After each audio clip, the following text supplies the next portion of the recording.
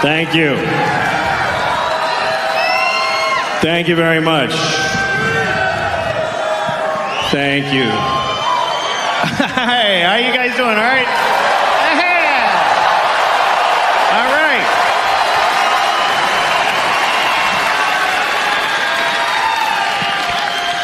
Thank you. Thanks for coming. All right. You're wasting fucking time. You're going to get 2 less jokes if you don't shut the fuck up. I'm very glad you're here. I'm really grateful. I know that it's not easy being my fan these days. I know that all of you have one person who doesn't know you're here. There's one person. Hey, what are you doing tonight? Just a comedy show. I don't know. So, you know, sorry for all the trouble I caused you. But we'll do a show. I love doing comedy. I've been doing it 38 years now. And a lot of people ask me if it takes confidence. Nobody asked me, I just wanted to talk about it. But it does. It takes a certain kind of confidence to do this. This doesn't mean that I'm a confident person generally. You know, there's different kinds of confidence. Like there's personal confidence. Personal confidence is like a man wearing white pants. That takes tremendous personal confidence and optimism, really. To go out in white pants like it's going to be a great day. It's going to be no puddles or pizza. I could never wear white pants because I'll get my period, first of all. I know that. Or diarrhea, more likely. That's really my period. Diarrhea. About once a month, I'm like, ah, fuck, here we go. Better just get home. Don't make any big decisions today. It's true. You shouldn't, like, negotiate when you have diarrhea.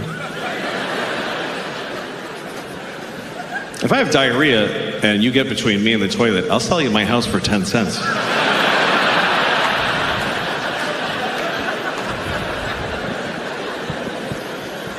Anyway, that's personal confidence. Another kind of confidence is moral confidence. Moral confidence. That's like knowing that you wouldn't have had slaves, like back when it was okay. That's moral confidence, is being able to say, I wouldn't have done it. Even if I lived in 17 whatever, in Virginia, and somebody was like, you want a slave? I would have been like, no, I'm all set. And I feel confident I can say that. But I think it's easy to say that now, because you can't get no slaves. You can't get one. You can't get one. You don't have slaves, but that's not because you're better than back then people. It's because they're not available. There's not, you don't have to decide that. It's not like you're bringing groceries to the car like, fuck, it would be really good if I had a slave, but I won't do it. No, it's not like they have slaves at Home Depot. I mean, they kind of do. I mean, there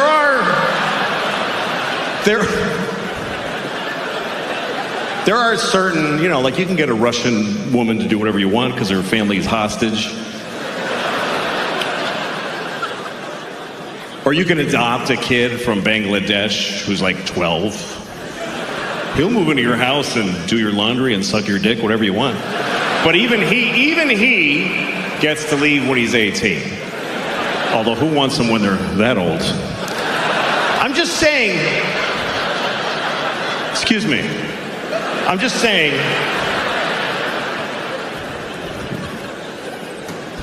anyway, that's moral confidence.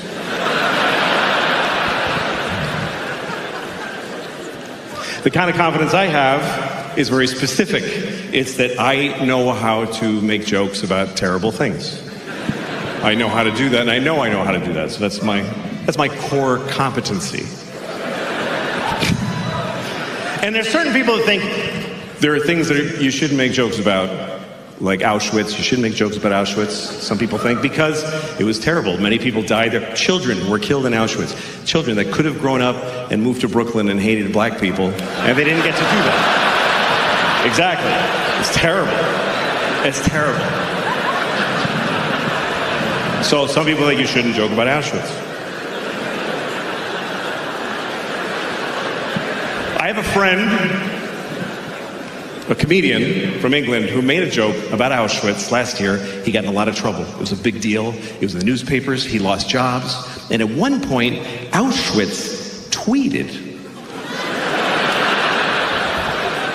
about it. It said Auschwitz with a blue check. So it was like, oh, cool, it's really them, you know? And they tweeted like, that's not funny. And I don't know. I mean, who's running the social accounts? Why is the death camp tweeting? Who is it? I got a summer job at Auschwitz. I run the Twitter.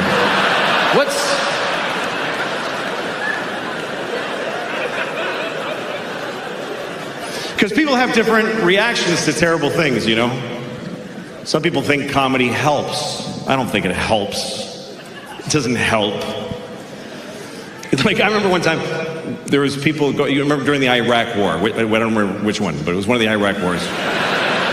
And somebody was organizing through the USO some comedians to go to Walter Reed Medical Center and visit wounded soldiers in their hospital rooms, which is a terrible, it sounds nice, but it's a terrible idea. They don't need a comedian like, hey, where you from? Fuck you. You know, it's not helpful. And I wasn't even anybody. I wasn't famous, but I did it. I was like, I'm volunteering. I fucking hate that me so much, you know? But I did it. And I remember we're at the hospital. It's a very serious place. It's an army hospital. And the army doctor is giving us a briefing about the soldier that I'm about to go in and see. He says, this kid's name is Travis. He's from Iowa. He's 20. He was in Baghdad on patrol and somebody threw an IUD. And I mean IED, sorry. It wasn't an IUD. It's not an effective weapon, really.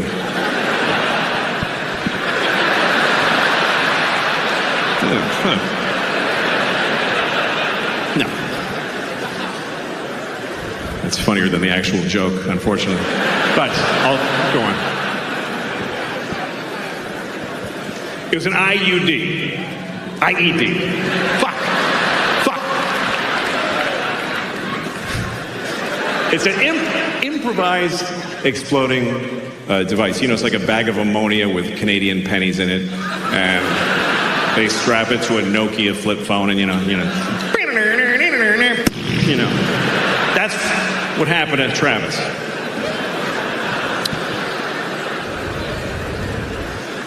So the doctor says he's been in surgery for 20 hours. He's about to come out of it. You're the first face he's going to see.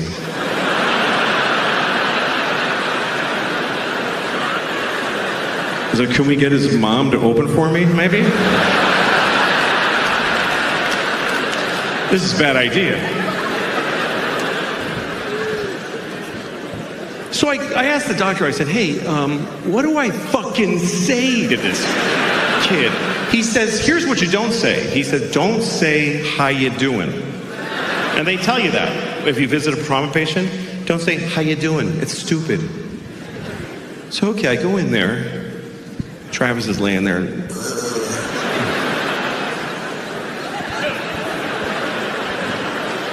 I'm like over his bed. It's obscene. I can't say, how you doing? So I said the only worst thing. I said, what are you going to do now?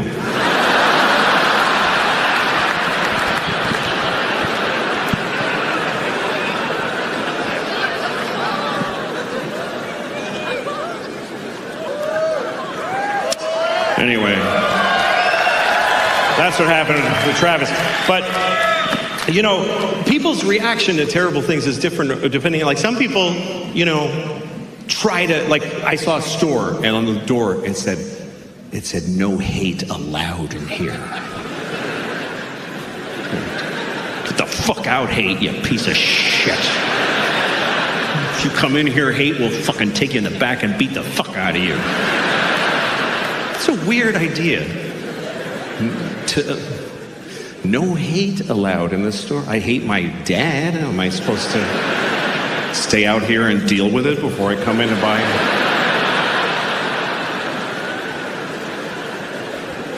I saw a store with a sign once, and it said 92% of our products are responsibly sourced. 90, just don't put anything. That's not high enough to brag. 92%. That means 8% of their clothes are like, you don't even want to know how we made this shit. It was a bloodbath. When we made that shirt, we just ripped the back off the Honduran kid that was working there.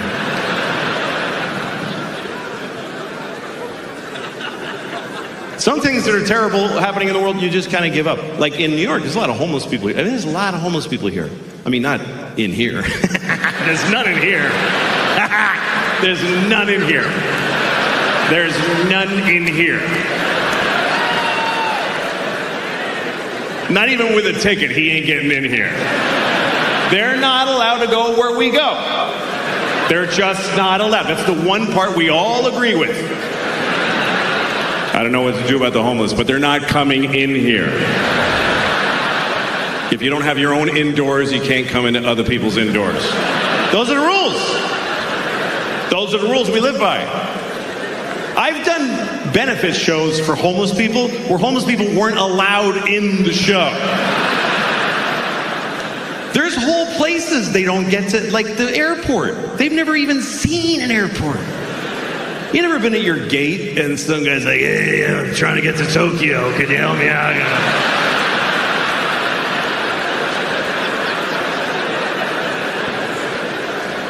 But they're everywhere. I mean, I was in Phoenix, Arizona, 120 degrees. 120 degrees. Homeless people are just standing outside at intersections with a sign that says, you know, help, I'm on fire. But you can't, you know, you're in a white BMW, like, sorry, I can't. I can't. There's glass here. I don't know how to help you, you know. And in New York, you see them everywhere. You walk through them, and you got to make choices, because you can't help all of them, and you can't help any of them. So you choose who to lie to. I don't have that. No, I don't know things in any of my. I'm sorry. Like, there's this homeless guy who lives. I mean, he doesn't live anywhere, but I mean, by definition, he is at large. But he's often seen on the corner by my house. That's where he is every day. That's where he reports to nothing every day. And I walk by him every day, because I go to the same store every day. I go to Claire's. I don't know if you know Claire's. It's a children's jewelry store. I go in there every morning, buy a handful of rhinestone earrings. I run home. Anyway. I walk by this homeless guy, and every morning he goes, hey man, can you help me out? I go, okay. I give him $5. And then on the way home, like 20 minutes later, he's like, hey man, he doesn't remember, which is fine. But I don't want to give him another $5, you know, because I only have a few million. I don't know why. I should. Clearly I should. I don't know what makes me go like, you had your $5, young man. What am I going to spoil him? Give him the fucking money.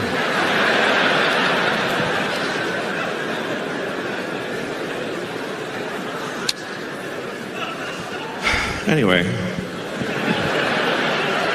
I'll tell you a little about my life. I was raised in an orphanage about a block from my parents' house, and that's a joke. But my father, this is true. My father is Mexican. And, hey, you're not supposed to be here. Anyway, no, but I won't, it's all right. Good for you. Naughty, naughty. All right. My father's Mexican. My mother is dead. So I'm half dead on my father's side. On my mother's side, my father's Mexican. A lot of people don't believe I'm Mexican. And when I tell them I'm Mexican, they say stupid things like, well, how can you look like that? What do you mean, how? Like I'm trying not to look Mexican? Like, no, look, see? I'm not Mexican. Then I get home like, Señor.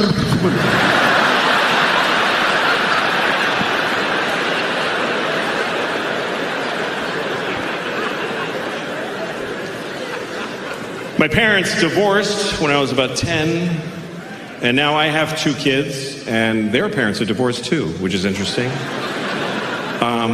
I remember when we got divorced, we told the kids, because you should tell your kids if you're getting divorced. Don't just do it and wait for them to be like, hey, yeah, duh, fucking, You gotta tell them.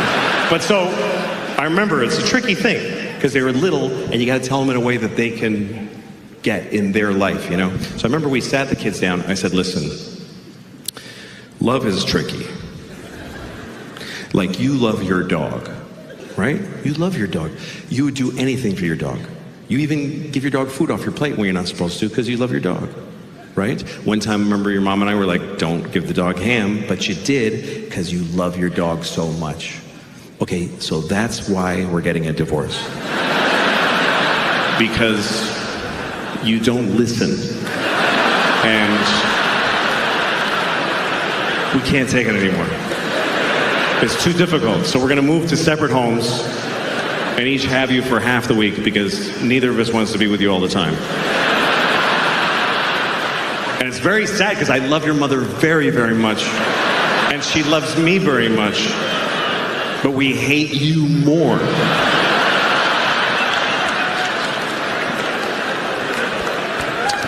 So that's how we handled it. Just did our best. I remember my father was tough. My dad was tough, Mexican father. I remember one time I was 6 years old, I was crying, and my father said, I'll give you something to cry about. And then he fucked me in the ass.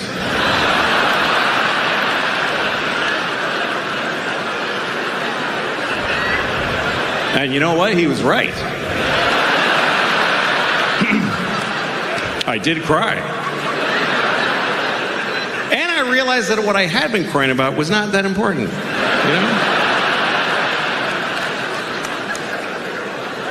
So, you gotta teach your kids, man. You gotta teach your kids. By the way, I should say to you that that's not true.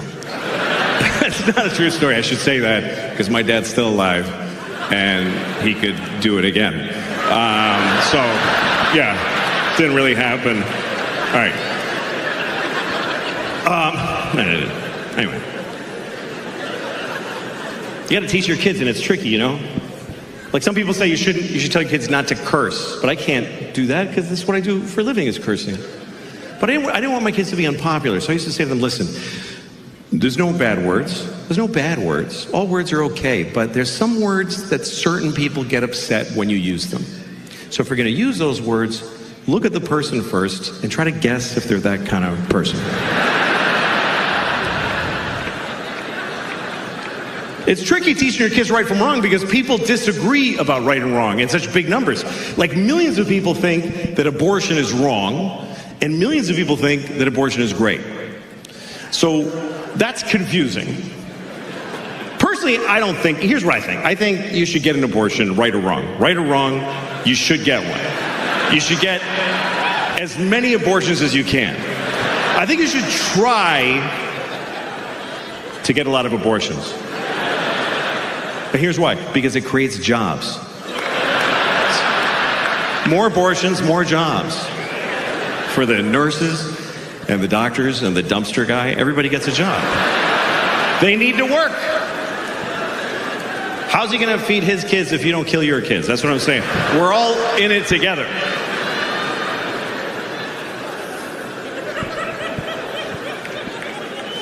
Abortion is a big topic right now, of course, because Roe v. Wade was overturned. Roe versus Wade. We all know what this was. Roe versus Wade. It was a court case. Roe was a woman who wanted an abortion, and Wade was the baby, I guess. I don't know.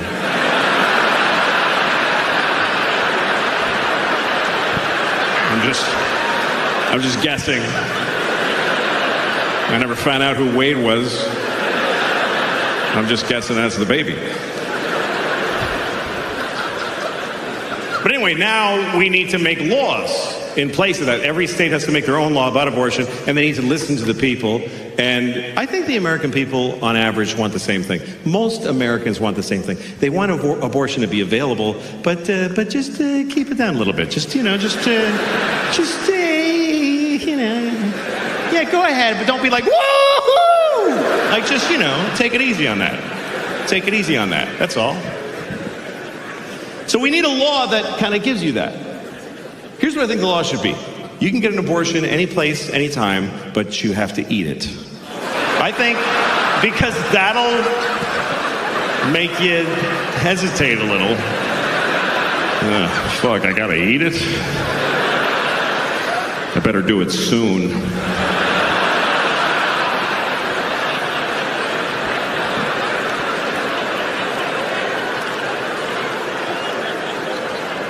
I'm just trying to come up with something that makes everybody happy. It's a tricky subject. Some people have very extreme opinions about it. Some people think that condoms are murder. Some people think contraception is murder. If you put a condom on, you stop the sperm from getting to the egg. You killed and murdered a possible baby. By that logic, I could say that any woman that won't fuck me is a murderer, which... Let me tell you, there's a lot of murdering bitches walking around out there. It's not cool. And murder is like, it's weird. It's like, when is murder murder? Like, if you kill somebody, it's like, hey, he's a murderer. The people go, huh? We got to talk about it. He killed him, but he might not be a murderer. Because if you kill somebody, you know what they based your sentence on? They base it on how you felt when you killed them. That's weirdly important. They say, okay, you shot him in the face. But like, what was up with you, man? Like, what was going on?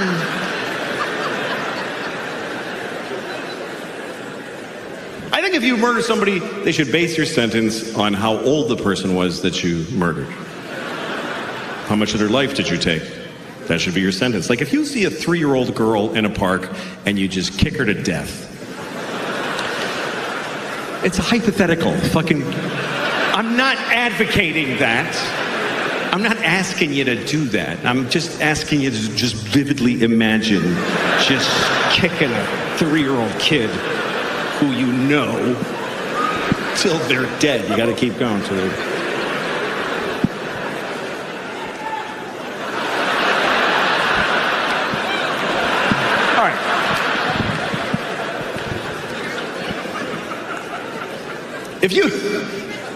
If you kill a 3-year-old, you should do a lot of time. That's what, unless he's got like diabetes, whatever. You got to figure all that in. But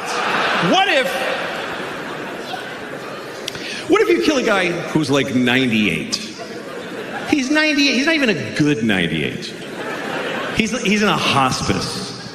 You know what a hospice is? It's like a hospital, but they don't try to help you. It looks like a hospital, but the nurse just goes, yeah, he's dying. So what if a guy's 98 and he's laying in a hospice and he's got cancer and COVID and AIDS and he's just, and they already unplugged him. Nobody's even in there. And he's like, then you walk in.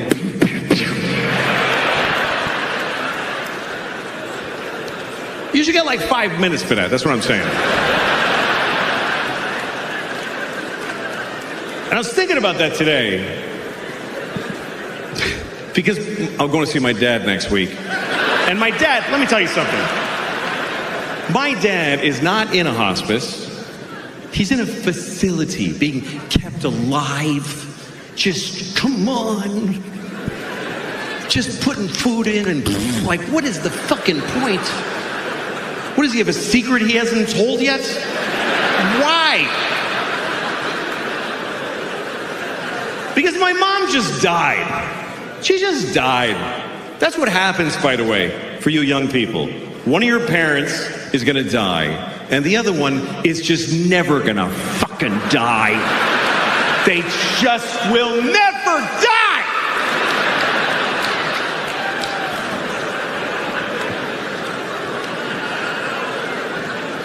And guess what? It's not the one you wanted. Nope. It's not your good parents. Nobody's got two good parents. You've got a shitty parent and a nice parent. And the nice one just dies. Because that's what nice people do. I'll just die, it's okay, don't worry about it. And the shitty one just hangs in there. I'm still alive today. Help me to the toilet again.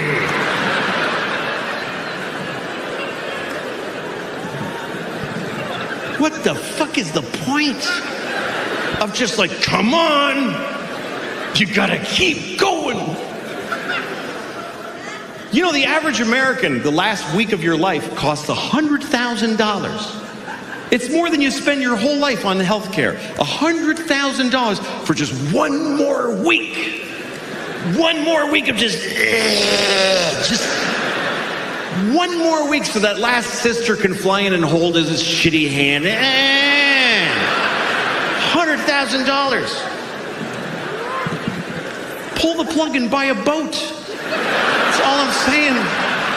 Because what is the point of you gotta live? You gotta keep living, no matter what. I think you can live too long. I think you can live too long. Some people are 100. Get the fuck out of here. Nobody knows you. What are you gonna run into somebody? Hey!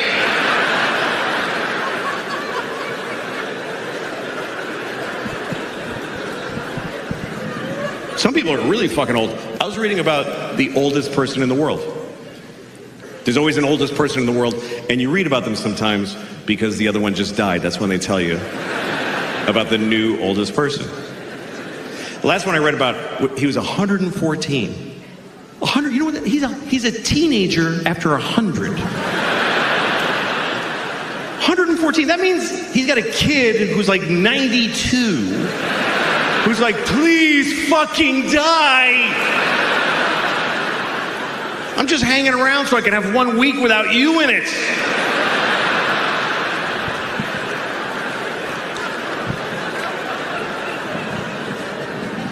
I mean, I get it. It's scary. You don't want to die. Life is good, you know. You don't want to die. Death is a weird thing because when you're like 30, okay, that's about here. Okay, that's 30s here. Okay, that's birth. That's death over there. When you're 30, you don't even give a fuck because you just, hey, you don't realize that there's this movement. You don't even notice that you're, you know, hey, I don't know what's going on. I hated that movie. Yeah, me too. And you kind of hear way off people falling off the edge. I don't know. What was that? I don't know. That's okay. And before you think you should be there, you get right to the point. You see somebody. Oh, fuck, I knew that guy. Jesus Christ. No, go ahead. I'm waiting for somebody. No, go ahead. And you want to hang around. But here's what helps you is that life doesn't stay good, you know? Like both my hands hurt. I'm 55. Both my hands hurt. Both my hands, both my knees, both my hips. I'm lucky I have only one asshole. But I have a lot of pain.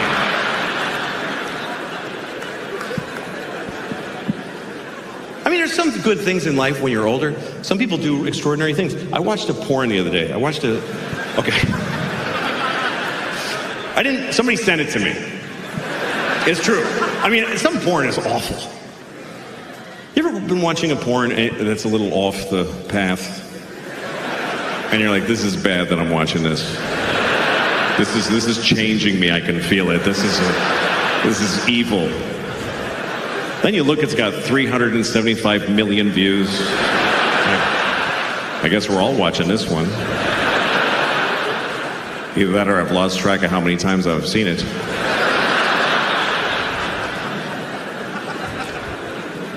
But a friend of mine sent me a porn. He said, you need to watch this.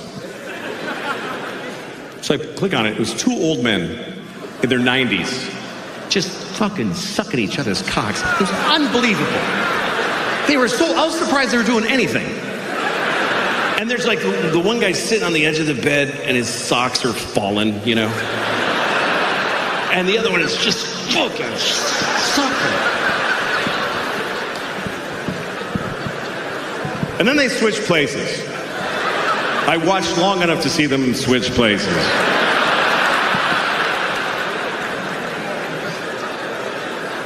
And when the second guy was done, I mean, no, they didn't come. Neither of them came. It was just like, that's enough, Alfred. Thank you.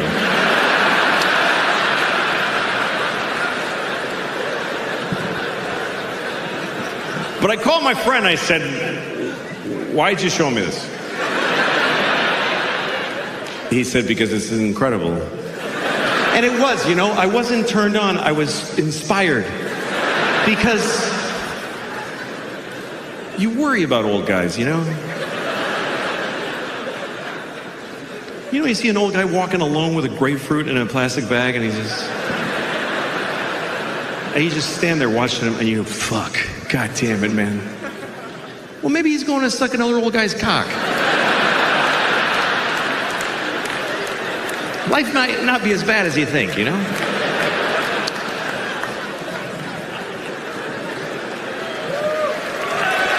Yeah. All right. Fucking water's all the way here. How you doing? All right, more jokes. Anyway.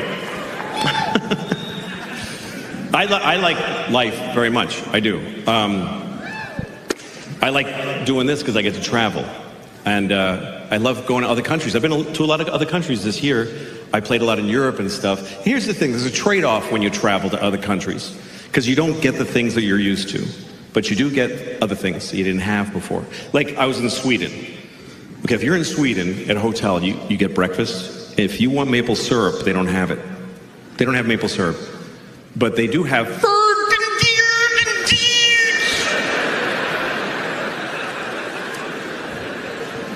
Do you have maple syrup? No, but we have...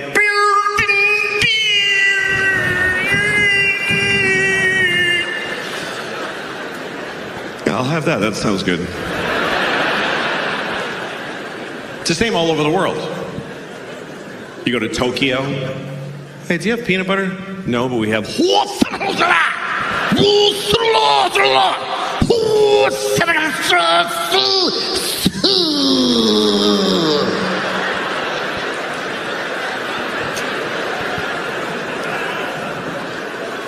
I don't know, is that spicy?